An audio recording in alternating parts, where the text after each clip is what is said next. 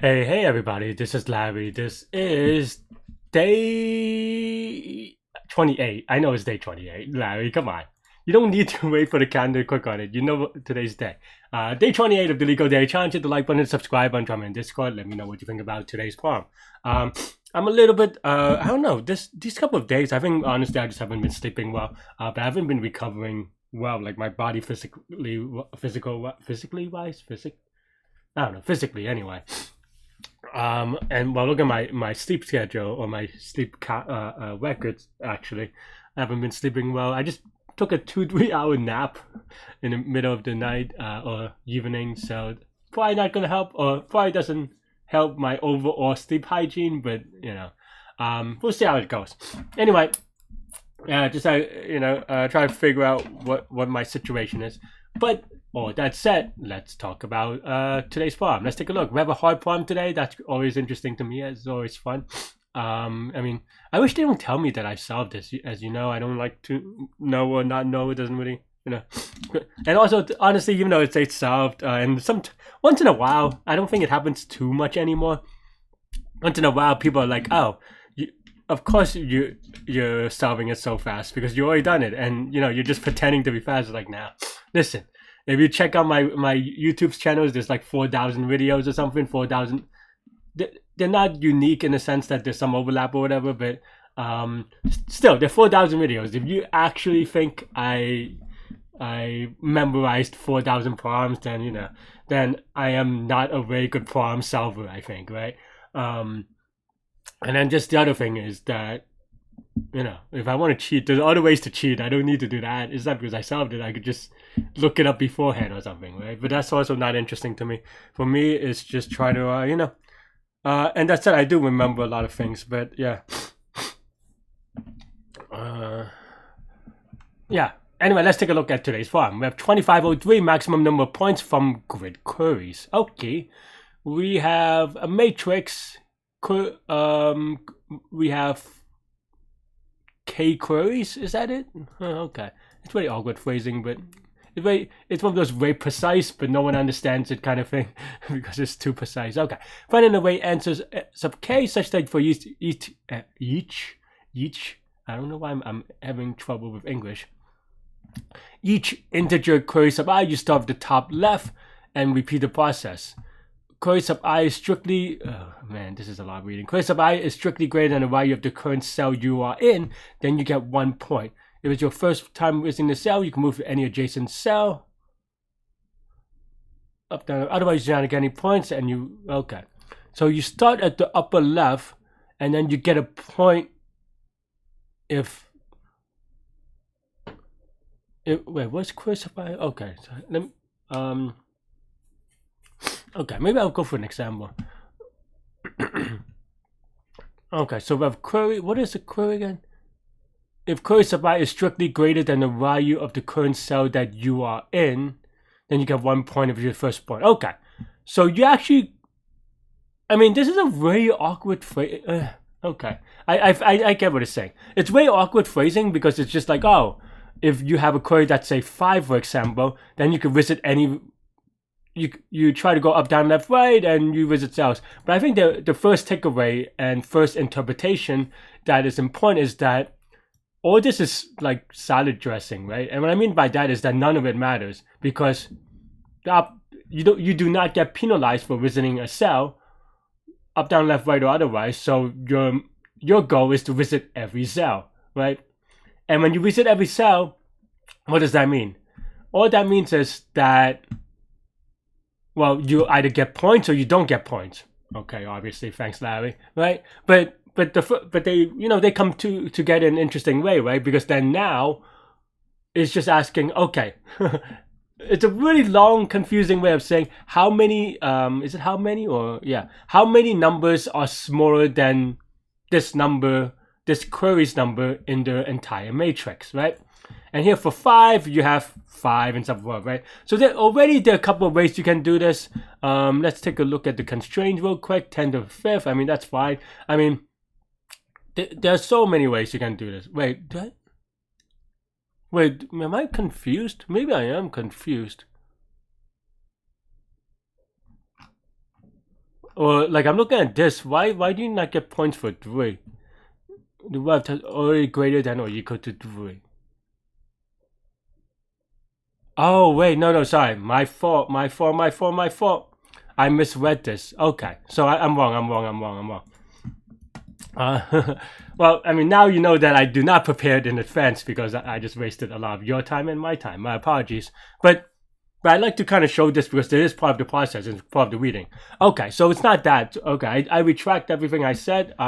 So there is a difference. The difference is that you end this process. So it's almost like a connected components-ish kind of thing, right? But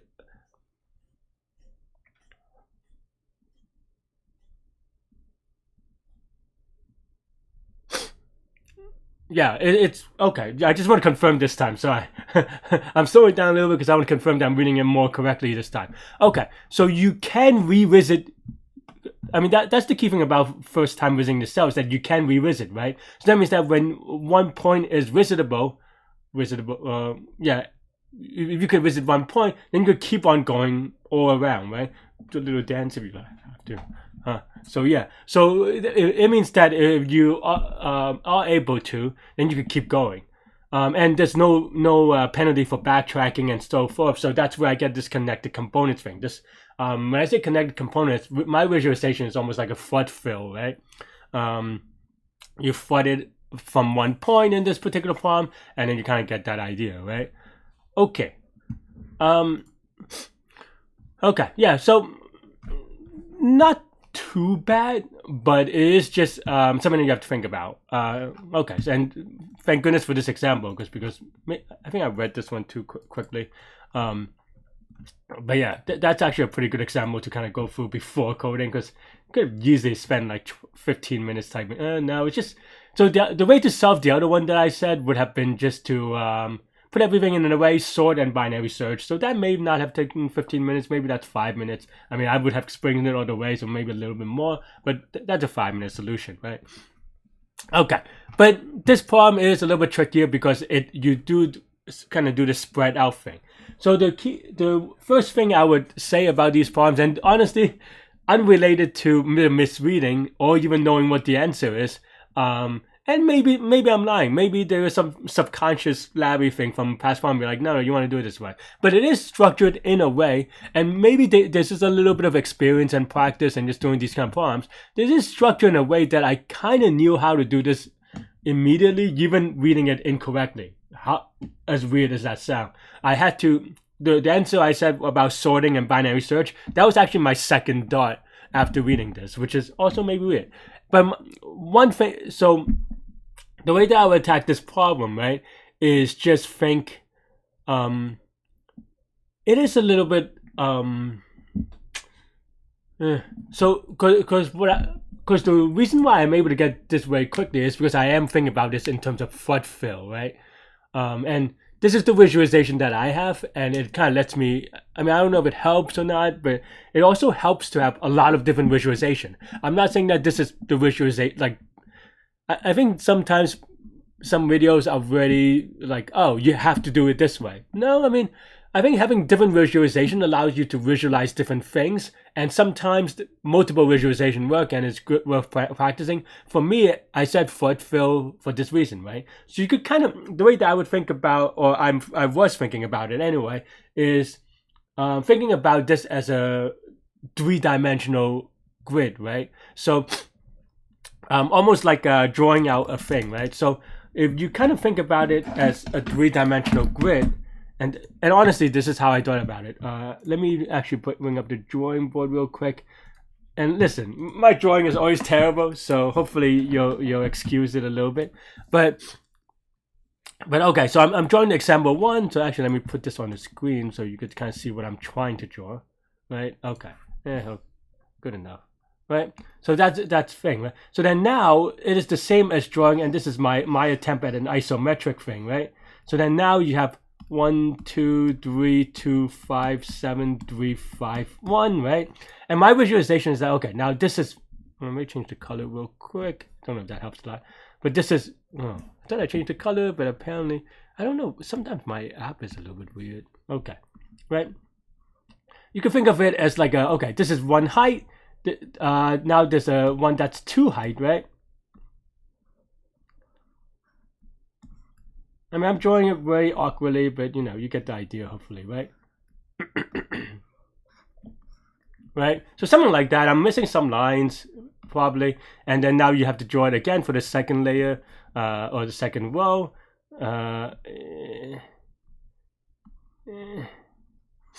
Okay, I mean, you know what I'm trying to draw, right? Like just the whole thing. And then my idea and the foot part, I mean, foot fill is actually a different thing, but the idea is that, okay, well, if you start at cell 1, what happens when you kind of, like I think of it in terms of flooding, in terms of water levels, right? And again, I didn't fill this all out. You get what I'm trying to do, so visualize it in your head a little bit, right? But you just kind of start with 1, and then you incrementally go up, and then go up, and then go up, and then go up, right? So, and then sometimes it spills over, like in this. This actually example doesn't have any, but you can imagine like maybe the 5, right? So the 5 is really high. It's not drawn to scale, but and then maybe and this is a 2. Actually, the 2 and this 2 should be the same height. I misdrew it, my fault. But my point is that okay, then now it floods over this way and then so forth, right? So what do I do with that visualization, right? Well, what I do with that visualization is noticing that when you have that idea, it only changes as the queries get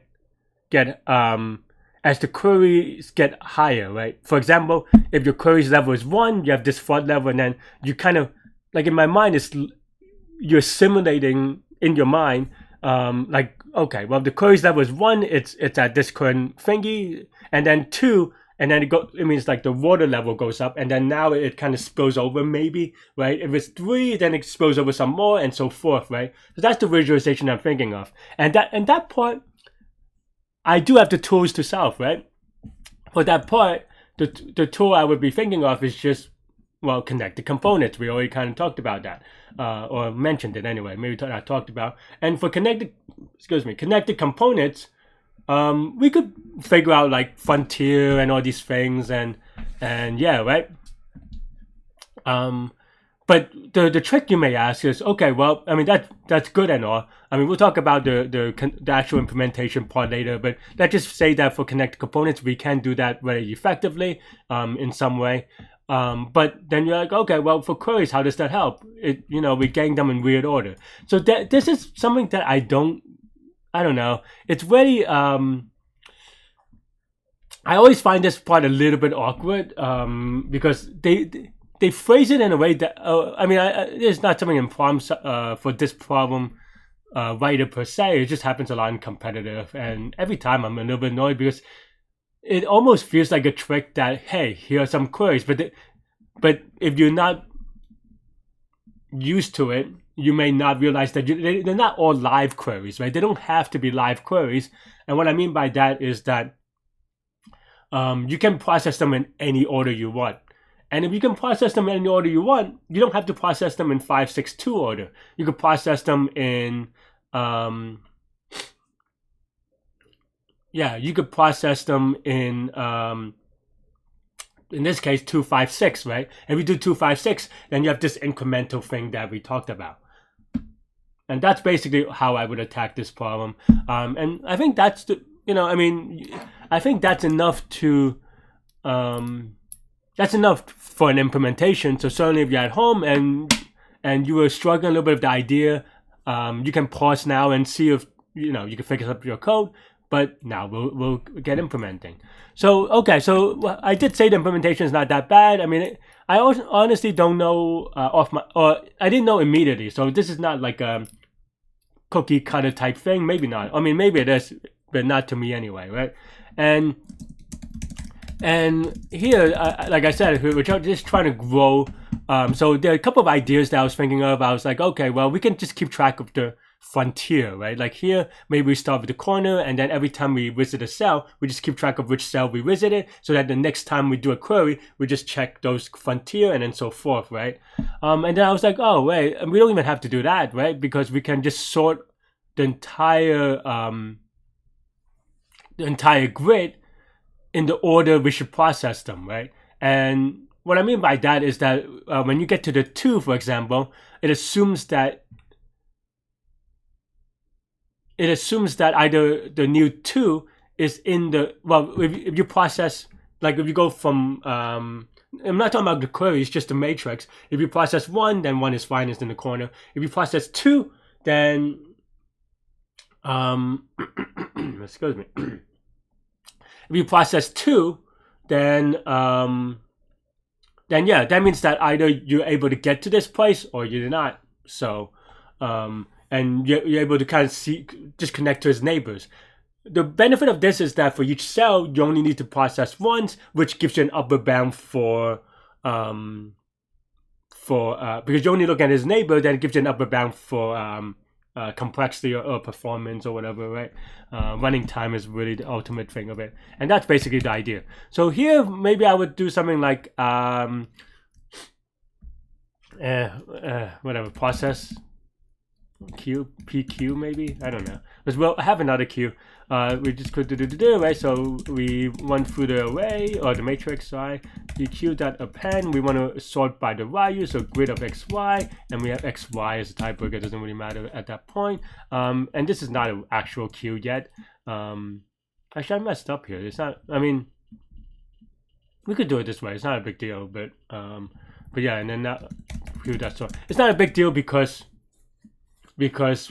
we don't reinsert into the queue, so it doesn't matter that it's a queue or not, because then now you can do for v for value for xy, right, in PQ, and that's it, and then you do stuff to it. And then the other stuff is to process the queries. As we said, we want to process them in order and not in disorder, so maybe we would actually have something like we want to enumerate queries so that we get index and queue for, right? So this is for each one, right?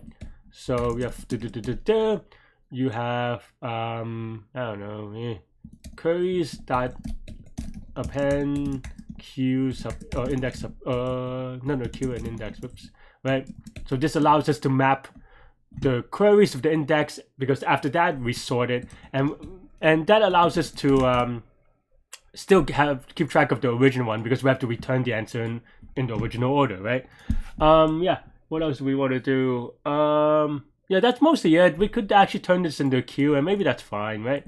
Yeah, let's actually do that. So QS is equal to collections.deck. We also don't insert or add, but it just makes it a little bit easier for me to keep track, so that you can also keep track with a variable, keeping track of index of the things you processed.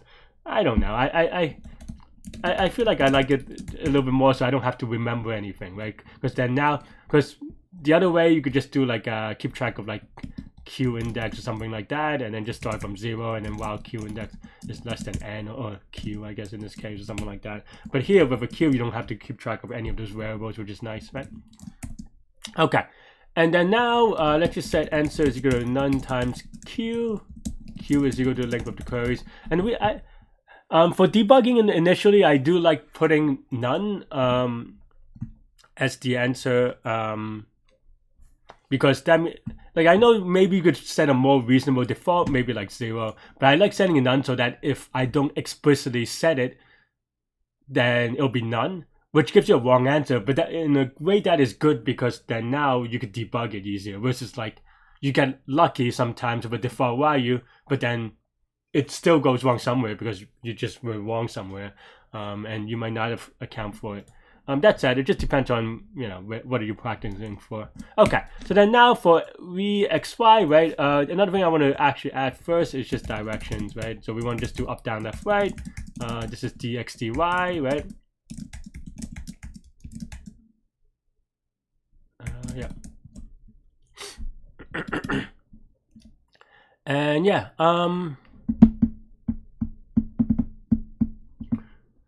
I think the first cell is a little bit awkward to think about.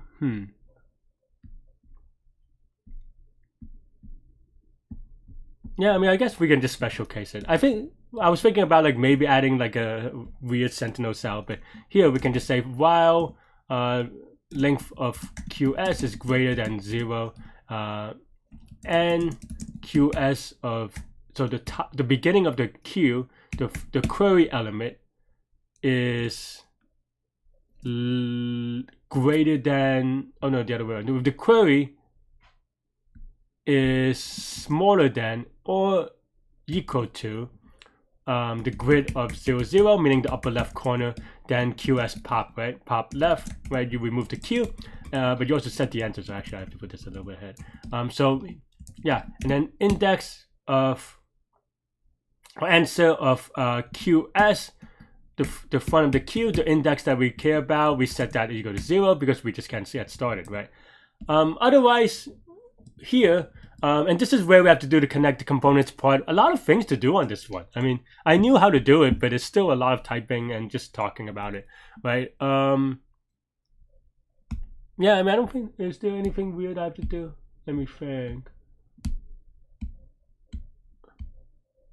Well, I mean, you could do it with, no, you want connected components. Yeah, I was gonna say maybe you could do it on a delta chain frame, but no, we want connected components.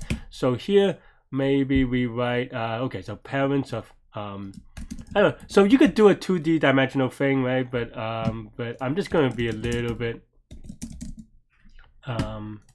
yeah, I'm just gonna reindex real quick. So this is DSU, or destroy union set. DSU, no, what was it, union, or union find, right? For x in range of n, right? And I'm not gonna go over union find in this problem, just because it is a harder problem, and this is already a long enough video, to be frank. But yeah, okay, so we have a u find, right? So this is straightforward. I mean, well, you know, I've done it a lot of times. I still make mistakes though, because I am typing it out. The only way you don't make mistakes is if you have a library, I suppose. I mean, you can still make a mistake, but you shouldn't make the same mistake more than once. You have a library, but that's fine. I think it's good practice. So okay, so I mean, this is fine for. So this would be good enough for union find, but. But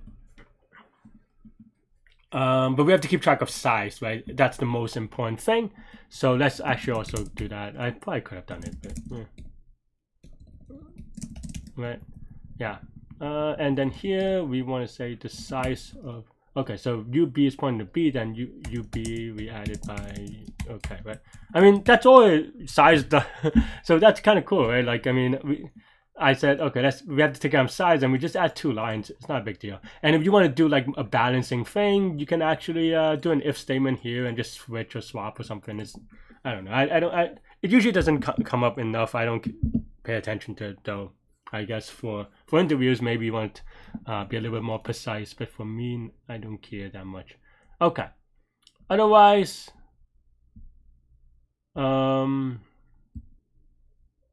yeah, otherwise we have enough, right? We already pop over the queue, so that means that, okay. So then now what this allows us to do is that we want to define the first upper left as good, right? So here we want to say, okay, so this is the value that we're processing. So in order for this value to process, maybe I have it in the wrong order, to be honest. I don't know. Is the other order better? Maybe the other order would have been better. I mean that as in like for loop here, and then on this queue, and then just pop off this queue. I don't know. I mean, it doesn't really matter, but it's just you have to write it slightly differently. But here, if you pop off value, okay. So if while length of QS is greater than 0 and QS of 0, 0, the value, while this is is either one of the directions is what I'm trying to think. I'm tired today, but yeah. Okay, so you have V. So let's say we're processing 5. That means all the queries 5 and smaller we're done with, right? Because okay. So that means that okay. So that means that here, well, we want to pop left, but we also means that answer of QS of 0, 1. So the answer is going to be the size of the upper left, right? So size of the ufind of upper left, which is 0, right? I wanted to talk about this, but I just forgot, which is that x in this case, right, is we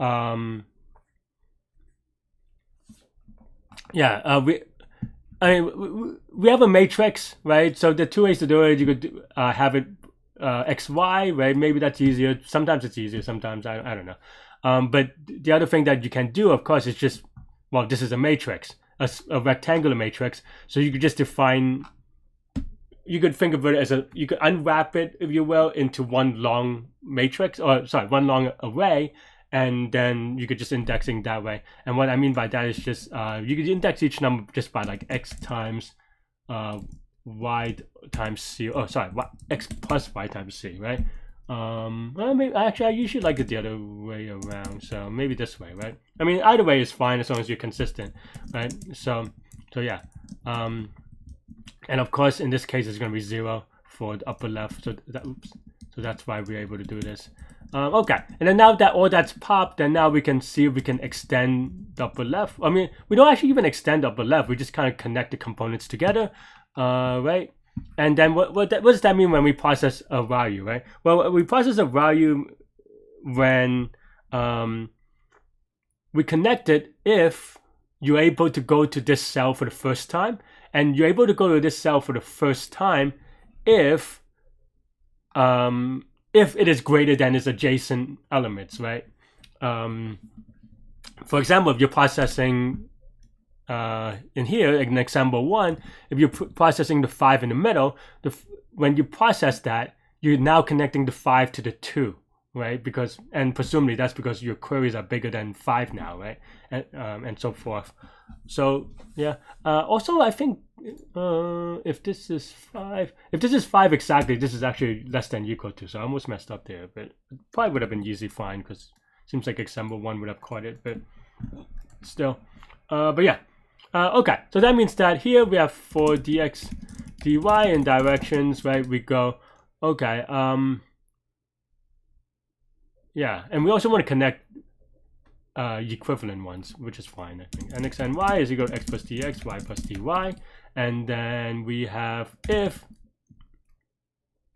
what is it, grid of xy. So this is the cell that we're considering now. If this is greater than or equal to grid of nx and y, but we have to also make sure that it is inside the grid. Right? If this is true, then we just union them together. And it's as simple as this. Though we have to do the math, which maybe is a little bit awkward. We could put a function if we need to. But again, this is just nx times c plus ny. And then the other one is x times c plus y, which is fine, right? I don't know. Maybe that part is not as nice as possible. But that's it. And then after we process every cell, we can return the answer. And I think we should be good. Oh, did I not define QS? Oh, I don't know. Oh, did I move things around? I don't know how that happened. But, oh no, this is right, but I need to define it in a way first. Oops. Yeah, so it looks good. Let's give it a quick submit. Hopefully we didn't make any silly mistakes. And ooh, oh no. Oh, yeah, see? You can see that there's a no here. So instead of a 0, which might be a little bit trickier. The reason why this is actually yeah, I mean, there were only 2 edge cases, and I guess I forgot one, which is that yeah, that we went for all of PQ, but all of QS is still free. So we actually I just feel a little bit sad, that's all, right? So this is pretty straightforward to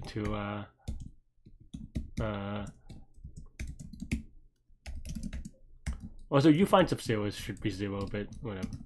So you can just do this. Basically, you have to clean out the queue because no values is bigger than it. You can also do other sentinel values, but I'm just, yeah, I just sloppy, just sloppy. Honestly, there's really no. Hopefully that's it though. Yeah, okay.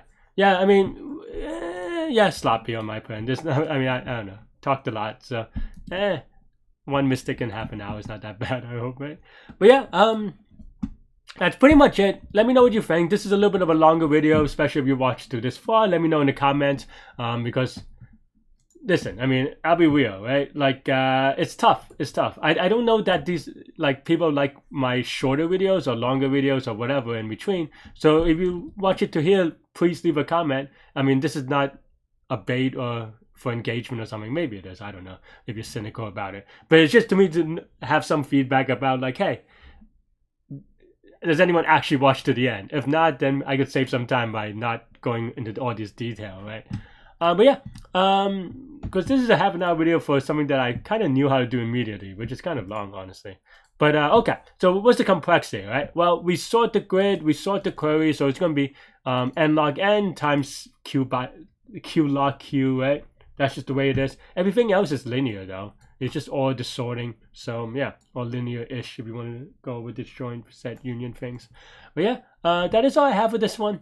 Let me know what you think. And yeah, that's it. Stay good, stay healthy to good mental health. I'll see y'all later and take care. Bye bye.